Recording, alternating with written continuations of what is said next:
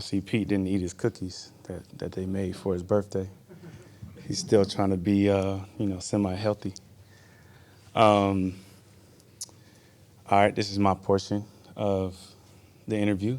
And so the next company I want to talk about is a company called Public. It's an investment app focused on helping educate people on how to invest and build financial literacy.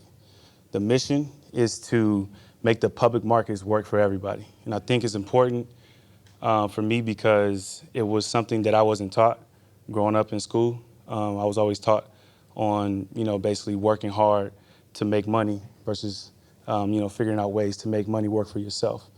And so, I think that's something that is important to me. I want to kind of change this myth that you have to have a certain amount of money or look a certain type of way to learn how to invest or to invest. And so I think this is a cool way for me to kind of get involved, with everybody. It's a public app, no pun intended. We all learn together. I don't know as much as I can know. There's still a lot for me to learn. And so I thought this was a cool way for me to learn with the people who are interested in learning. So, I'm on the app. My username is Business Wags. And so, follow me and let's change the way that people look at investing. So now I'm open to your questions. Business W-A-G-Z or S? No, it's Business WAGZ. Yep. You mentioned the cookies. You guys do anything for Pete's birthday? Nah, not really. I mean, I think, when you kind of get up there in age, I'm pretty sure he's had every single thing possible happen to him. So I think he would probably just love for us to go out and compete and have a good practice. Did he's 70, like see a coach usually coaching at that age? Yeah, I mean, it took me a while to even realize that he was the oldest coach in the league whenever they said it. And this was at maybe 63, give or take. And so, when you see him out there on the field, he doesn't look it. He has a lot of energy. He's always positive. And, it's fun to watch. And, hopefully when I'm 70, I'm still running around and moving the way he's doing. But I probably won't be anywhere near a football field, though. I was just going to ask you, what do you think you're going to be doing at 70? 70? Hopefully I'm retired, kicking my feet up, chilling. Yeah, I'm definitely not going to be playing football at 70 for sure. I'm going to be reaping the benefits of what I put my body through. How much of an asset or ally and leader has Pete Carroll been the last year of social change and the COVID situation? I think he's been huge. I mean, I think, from the moment that, I got here in 2012, I feel like there was, he was always a player's coach. He was always a person that, wanted to see you do well in life. And I think probably after year 5 or 6 was kind of a big shift too, because I think that was the point where even for him, normally for college it's 4 years and guys move on. And at that point we were still there, and so there had to be like a shift in his mind where we weren't moving on to another situation unless we got cut or went to another team. And so I remember him kind of calling a lot of us up and just kind of talking about things outside of football and opening up, kind of his journey to kind of where what got him to this point, and, wanted to kind of push us to think about what life looks like after football. And so I always respected him for that because most coaches don't do that. And most coaches don't, kind of promote you trying to figure out what you want to do life after the profession that you're supposed to be focusing on. And, with everything with COVID and social change, he's always been out in front. He's always been a person that's, wanting to learn and put himself out there in uncomfortable situations. And so, I respect him a lot for that. What did you think of the baby chemo? I liked it. Did you like it? Not really my speed like that. I mean, you got to catch up then. I'm just saying. Guy right now. Also, you still behind. It's all good. Your ears will catch up. I like Kelly Thomas. That was good. Yeah, I like Kendrick. Kendrick's one of my favorites, so. Yeah. Huh? He likes trap rap too. I think he likes all music, all genres. Bobby, So open your mind. Sorry, you came in with Russell, obviously. Do you remember a specific moment his rookie year at all when you could tell this guy was something special? Funny enough, I actually trained with Russell in Florida at IMG, and he was different then. I think I trained with Ryan Tannehill as well. So that group that we had over there was pretty special. But when we got into the building, I think it was just a collective mindset for our draft class because, we're all sitting at home and watching the same thing, and every pick that the Seahawks made that year was just being, kind of bashed. And at the end of the draft, we all saw they gave us an F, and they basically told us what we couldn't do from that moment. So when we walked in, it was cool to see somebody that was mentally where I was at in trying to prove the doubters wrong. And, he's only grown from that point. I knew when I watched him walk into the building, watched and saw how he carried himself, I knew he was going to be the starter. It was only a matter of time. I know they had just signed Matt Flynn, but it was just a matter of time for him to take over a job just because he was preparing like a starter, he was acting like a starter, and he was acting like somebody that anybody would want to follow. I know it's only been one game, but new offensive coordinator for Tennessee, is there, from what you have, seems to look much different, or same kind of stuff different? I mean, the concepts is maybe a little bit different, formations maybe a little bit different, but at the end of the day, they're going to get 22 to Rock and get out of his way. And so I think they're just trying to find different ways of getting him the ball. But, I think in the last game, it's not really, you can't really, judge that from them because they got behind so quick that they couldn't use the run game to get back in the game. So they had to pass the ball. But, I know their style is predicated on that run game. So, we got to get up quick too so they don't have to do it. Coming here this week, how encouraging was what you guys did against another really good back last week? I think it was a good step in the right direction. I think that, especially for a lot of the guys that hadn't got snaps, I think it was, a good effort and a good momentum into this game. And we got to carry that. He's going to be a lot difficult to take down. And, we just have to make sure we get our pads on him, make sure we drive our feet, and make sure we knock down that stiff arm. The running backs you've had to bring down, where does Derrick Henry rank? It's kind of tough because I've only played him once, our rookie year, and he was splitting reps when I was playing. So I think it was DeMarco Murray that they were still using him a lot, and so he was getting a bulk of the carries. And if I remember correctly, that game they were doing a lot of screens, and some screens hit us. So I haven't really.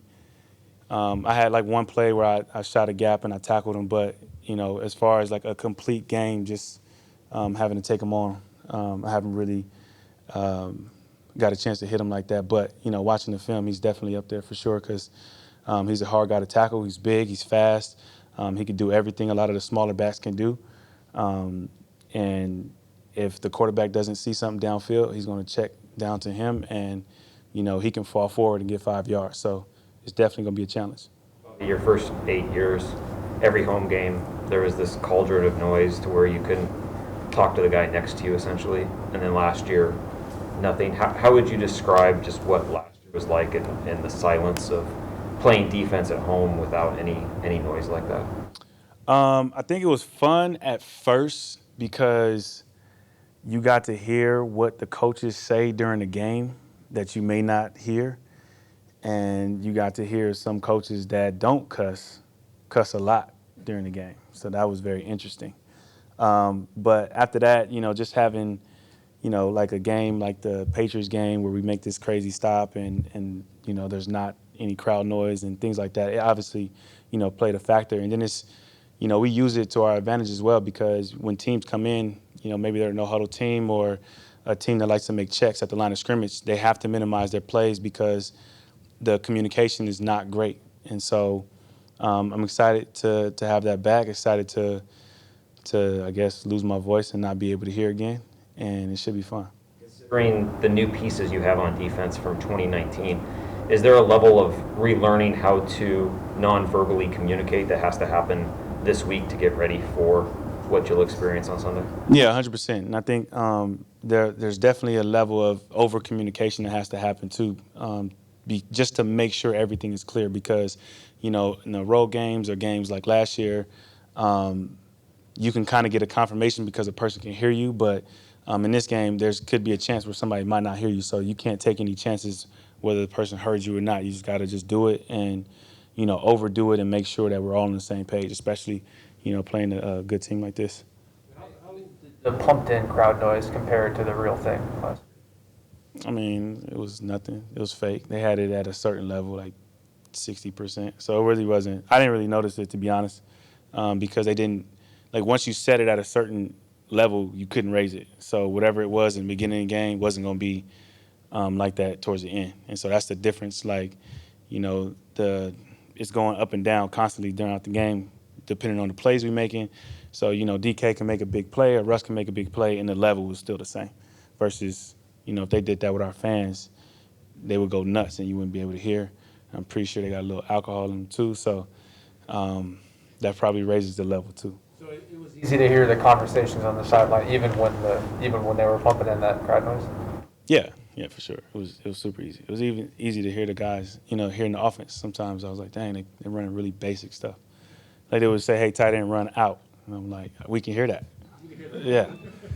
I'm like, y'all got to come up with a better way of saying that. Like, so yeah, it was funny. When they made the rule change with the jersey numbers, did you consider going to 9? I did. I wanted to go to 9 until they told me how much I would have to pay for my inventory. And I said, you know what? I'm going to stay where I'm at and, hopefully retire 54 and make it worth it. Do you think whether it's like the first third down or first big play you guys have and that noise really amps up, do you think it's just going to kind of feel a bit special having been away from it for a year? Yeah, I think it's going to be crazy because I think our fans are really excited to be back. We're excited to have them back. And, just hearing them in the preseason game where I don't feel like there was as many people as there are going to be, that day. And it's the first game and it's, a big team. So it's going to be crazy. And, hopefully it's as loud as I think it's going to be. When you were younger, why was business so important to you back then? Like in high school or even early in college? That was your major, right? Like business? Yeah, business. I don't know. It's just something that I gravitated to. I watched movies or, saw different people that was into business, and it's just something that attracted me and something I wanted to do. And I kept being told, like, playing football, there's only a 1% chance that you're going to make it. And so I always felt like I was at 1%, but just in case I wasn't, I wanted to have a backup plan or have something else that I can be better at. And so business was the thing that I wanted to do because I like math. Negotiating contracts has a lot of math in it. And then everything, no matter what you're doing, whether you're art or music or, building rockets at some point like that, it has to turn into a business for you to sell whatever you're doing. And so every aspect and everything that people do is a business. Like media is a business. This team is a business. Everything is centered around some form of business. And so I just wanted to have my hands in that. Was there someone that helped springboard you into the idea of financial literacy, business, partnerships, anything like that? Nah, a lot of it was just reading and just being curious. Like I said, growing up, like that wasn't really the thing. Like we was always just taught to work hard for money. I think one of the biggest things that when I first got here, actually Coach Norton made me read it, was Rich Dad, Poor Dad. And it was talking about the difference between the mentality of the poor dad versus the mentality of the rich dad. Like the rich dad talked about like checks and investing and all these different things. And the poor dad talked about how to work hard to make the money so you can make a good living, so you can be there for your family and things like that. So it's just a different mentality. And, I didn't know how to write a check until I got to the league. That was the first time, like, they talked about it, but I didn't know how to do that until either college or, like, the first time in the league. Like, my mom helped me with a lot of that stuff. So, and she was into finance. So I think that was the biggest thing, just, just reading and being curious. Is one of your goals to own a business or start something like that? I would love to own a team. I think that's the ultimate goal. And, I'll check off the boxes until I get to that point. But There's other things that I want to do in the process of, hopefully, God willing, doing that. Or would Yeah. you like part of the soccer team like Russ does? NFL, NBA, things that I'm interested in. I was close one time, but it didn't work out. I'll save that for another day. You were close to owning an NBA team? Maybe. Must have been the Clips, huh? Huh? Clippers? No, Clippers. I ain't got Steve Ballmer money, man. You know what I mean? I got to get a group together. I can't do that by myself, not yet. What'd you think of KJ's Raider debut? It was cool. The 34 actually looked a lot better than I thought. He had a really, really good play on that fourth down, which I don't think people realize how good of a play that was. That's not where he was supposed to be, but he's just so smart that he knew the ball was going in that gap. And so, if you see, as soon as he motioned, you saw him kind of get up and shoot the gap, and I'm just like, dang, he used to do that with us all the time. Sure wish it was still going on, but, the business side of things gets in the way. Anything else, guys? Thank you, Bobby. DK's up next. Don't clap. What's wrong with this dude, man? Changed his hair color, start acting different.